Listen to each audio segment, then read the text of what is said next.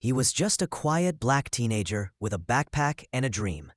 But to her, he looked like a loiterer, someone out of place. What she didn't know was that he was researching her legacy.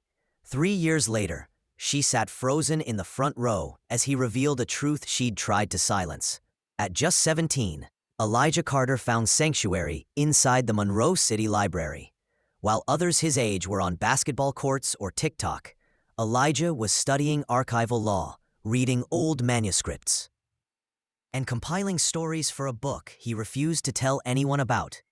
Each afternoon, he'd sit quietly at a dusty back table, always in the same seat, surrounded by piles of books and a single worn notebook. He was respectful, soft-spoken, invisible, until the head librarian decided he didn't belong. Miss Trudy Harmon, a 30-year library veteran, paused when she saw him again. 5th day in a row. She approached with crossed arms and a frown. "Young man," she said sharply, "this isn't a hangout spot. Are you actually checking anything out?"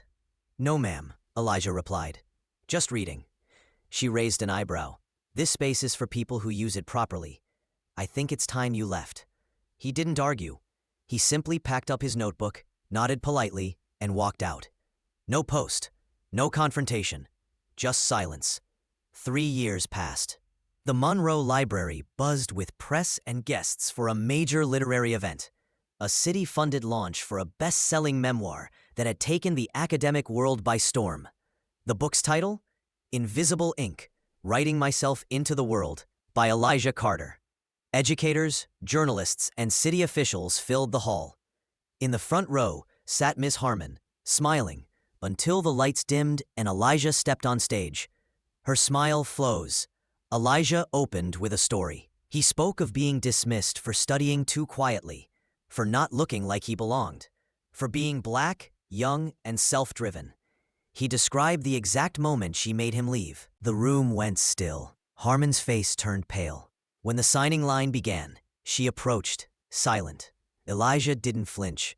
He handed her a signed copy and said, "Thank you for reminding me why I had to write this." Some power speaks loud, but the strongest kind just shows up and changes the room. Like, share, comment. Knowledge can't be caged.